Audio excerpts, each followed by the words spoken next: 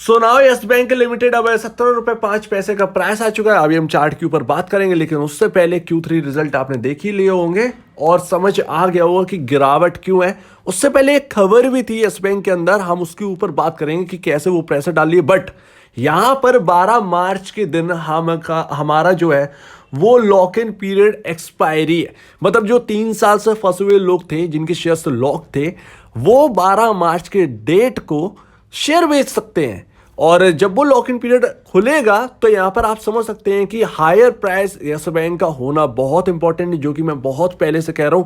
आपको बताया भी था कि कैसे यहां पर जो है आपको यस बैंक का शेयर फ्लाई होता हुआ नजर आएगा, और हुआ भी। लेकिन उसके बाद काफी ज्यादा न्यूज फ्लो आ गए, जिसकी वजह से शेयर प्राइस डाउन आ गया। शेयर प्राइस हाई होना बहुत जरूरी है, अदरवाइज ये लोअर सर्किट को झेल ही नहीं पाएगा। जितने लोग हैं वो बहुत बुरे निचले लेवलों पर बेच पाएंगे, ये पूरी पूरी संभावना है। अब हम कंटिन्यू करते हैं और इसको समझते हैं कि 81 बॉन्ड की जो न्यूज है वो काफी इंपॉर्टेंट है। देखिए एनपीए यहां पर आपको पता है ट्रांसफर कर दिए गए हैं, और एनपीए यहां पर ट्रांसफर करने की वजह से Q3 में आपको दिख रहा होगा कि 1% का एनपीए आपको देखने को मिला होगा। नेट एनपीए वाली बैंक रह गई है यस बैंक, जो कि बहुत अच्छी बात है। लेकिन एक्चुअल में वो एनपीए बेचे नहीं गए, अभी ट्रांसफर किए गए हैं। अब तो वो रिकवरी होनी है और उसका पैसा आएगा। तो आपको पता है वो पुरानी बात है, वो तो आपको पता होगा। लेकिन उसके साथ साथ एक और बात आ गई, 81 बॉन्ड 8500 करोड़ की यहां पर जो है एक कहना एक हैंगओवर जो है वो यस बैंक के शेयर पर अटका हुआ है। वो भी अब ज्यादा टाइम नहीं रह गया, 12 मार्च तो ये लगा हुआ है।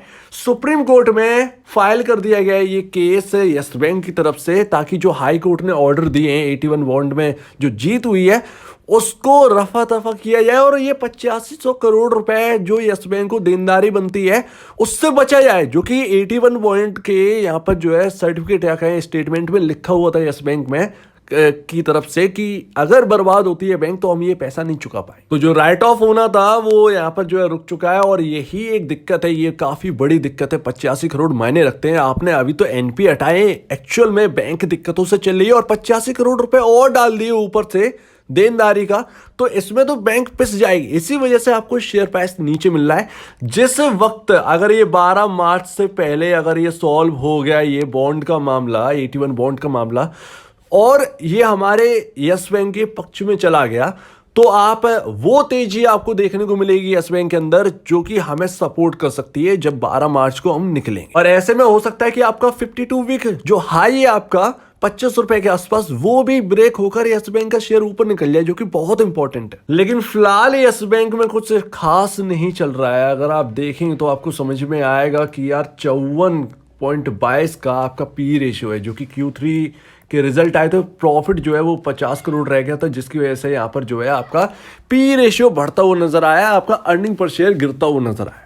अब ये एक दिक्कत की बात है, अगर यस बैंक यहां से चलेगा तो ये काफी ज्यादा हो सकता है। अगर आपको 25 पहुंचे तो आपका पी रेशियो 75-80 के आसपास हो जाए, ये भी संभावना है।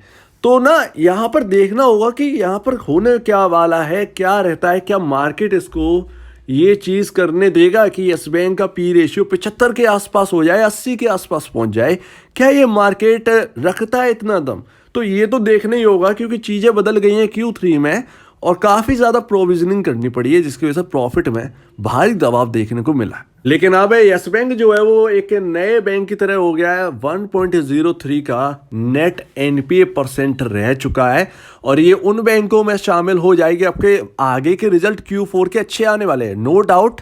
बट यहाँ पर Q3 के रिजल्ट अच्छे नहीं है प्रॉफिट के मुकाबले। अगर प्रॉफिट अच्छा खासा आ जाता तो आपका पी रेशियो दबता हुआ नजर आता और यहाँ पर ठीक ठाक हो जाता, तब हमें नेट एनपीए से बहुत ज़्यादा खुश होते। लेकिन खुश होने की क्या बात है, पैसे तो अभी मिले ही नहीं है, तो शेयर होल्डर के लिए न्यूट्रल बात है ये। और अच्छी बात ये है कि शेयर होल्डर में आपका एफआईएस जो है वो डबल हो गया है, ऑलमोस्ट डबल हो गया है। 12.15 थी स्टेक, जो कि बढ़कर 23.24 आ गई, यानी यस बैंक के अंदर दोबारा एफआईआईज जो है वो एंटर कर चुके हैं। यस बैंक के अंदर भरोसा बढ़ रहा है, जो एफआईआईज चले गए थे वो एफआईआईज अब वापस आ रहे हैं, तो ये बहुत ही पॉजिटिव न्यूज़ है। और डीआईएस लेकिन कम हुए, डीआईएस का परसेंटेज कम हुआ है, लेकिन किसी का बढ़ा तो किसी का कम तो हो गई। एफआईआईज ऑलमोस्ट डबल हो गए हैं, तो ये भी एक बहुत ही अच्छी बात है। अब स्टेक किसी ना किसी की तो कम होनी ही थी। तो इन शॉर्ट यहाँ पर जो है बैंड बजी हुई है शेयर होल्डर्स की, और उनके लिए सबसे ज्यादा बैंड बजी हुई है जिसका 12 तारीख को लॉक इन पीरियड से निकलना होगा। अब वो बेचारा इवन यहाँ पर क्या किया जाए भाई, अगर लोअर प्राइस पर अगर ये 17 रुपये 12 मार्च, मान लीजिए 12 मार्च की डेट है, स्टॉक का प्राइस है 20 रुपये, सस्टेन नहीं कर पाएगा भैया। यहाँ पर 20% का लोअर सर्किट तुरंत लग जाएगा, एक ही झटके में आपको 16 रुपये दिखाई देगा भाई। ये आपको रात को ही एमओ ऑर्डर ना लगते हुए दिखाई दे जाएंगे। तो ये है एक पूरी बात, क्योंकि इतना ज़्यादा शेयर बिकने के लिए आएगा, उसे एब्जॉर्ब कैसे करोगे, मार्केट क्या एब्जॉर्ब करेगा या नहीं करेगा ये तो 12 मार्च को ही पता चलेगा। बट अगर बहुत बड़ी बिकवाली जो कि होनी है वो ना लोअर सर्किट लगवा दी और एक बार में अगर 4 रुपये चले जाएंगे तो बहुत ही दिक्कत वाली बात है। लेकिन देखना होगा कि क्या होता है। एब्जॉर्ब तो कहीं ना कहीं हो, 16 रुपये जैसे ही देखेगा इंसान यहाँ पर इन्वेस्टर, नया इन्वेस्टर, तो वो खरीदने के लिए दौड़ेगा, ये तो समझ में आती है। तो यस बैंक का यहाँ पर जो है अगर हम बात करें तो यहाँ पर देखिए ये रहा, यहाँ पर मैंने आपको सजेस्ट किया था खरीदने के लिए, जो कि मैंने आपको बताया था कि ये स्टॉप लॉस लो और आपका जो है अपर यहाँ पर दिखा देगी 15-16 रुपए के आसपास मैंने बोला था। उसके बाद आप देखिए क्या तेजी हुई, और एक लेवल बताया था 18 रुपये 20 पैसे के आसपास, उसके ब्रेक होते ही आपको एक अच्छी तेजी मिलेगी। होता वो दिखाई दिया 52 वीक हाई टूटा, और उसके बाद अपर साइड हमको देखने को मिली, लेकिन उसके बाद डाउन साइड आई, एक बड़ी न्यूज़ आई, उसके बाद फिर से अप साइड, उसके बाद फिर से डाउन साइड। अब ये इंपॉर्टेंस सपोर्ट के पास आ चुका है। एक्चुअल में 3 लेवल मैं आपको बताता हूँ। तीसरा लेवल तो ये समझिए मेक और ब्रेक लेवल है। अगर यहाँ पर वापस चला गया येस बैंक तो इसके लिए ठीक नहीं होगा। अभी का फिलहाल का यहाँ पर बात करें तो आपका बैठता है यहाँ पर समथिंग 16 रुपये 60 पैसे के आसपास का लेवल, जो कि बहुत इंपॉर्टेंट रहने वाला है येस बैंक के अंदर, और नीचे में 15 रुपये।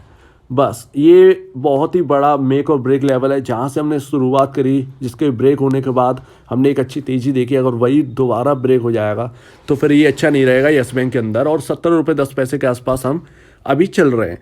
तो ये रही पूरी येस बैंक की कहानी। इस वक्त जो लेवल हमको मिल रहा है वो बिल्कुल हमारे फेवर में है ही नहीं एक्चुअल में।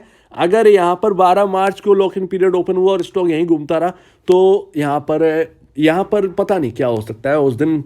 आप सोचिए, आपको समझ में आ जाएगा कि कैसा सिनेरियो हो सकता है शायद हिस्ट्री बना दे ये। तो ये रही पूरी बात। उम्मीद है आपको पूरी बात अच्छी लगी होगी, आपको समझ में आ गया होगा कि हमें क्यों हायर प्राइस चाहिए है और कितना इंपॉर्टेंट हमारे लिए एब्जॉर्ब करना है। ये जो शॉक मिलेगा 12 मार्च के दिन, उसको एब्जॉर्ब करने के लिए एक हायर प्राइस चाहिए है, और वही हमारे लिए सबसे बढ़िया है, क्योंकि हाई पर बहुत कम लोग बेच पाएंगे। सब जानते हैं कि एटलीस्ट अगर ये 25 रुपये हो, 26 रुपये 27 रुपये के आसपास होगा तो बिकना ऑलमोस्ट यहाँ पर 24 रुपये 23 रुपये 22 रुपये पर ही है।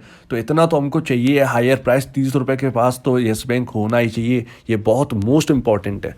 सो अगर आपको इस वीडियो में कोई प्रॉब्लम है, कुछ पूछे, कुछ बताना, कुछ कहना है तो प्लीज़ कमेंट सेक्शन में कहिए। और अब दीजिए वीडियो देखने के लिए बहुत धन्यवाद दोस्तों।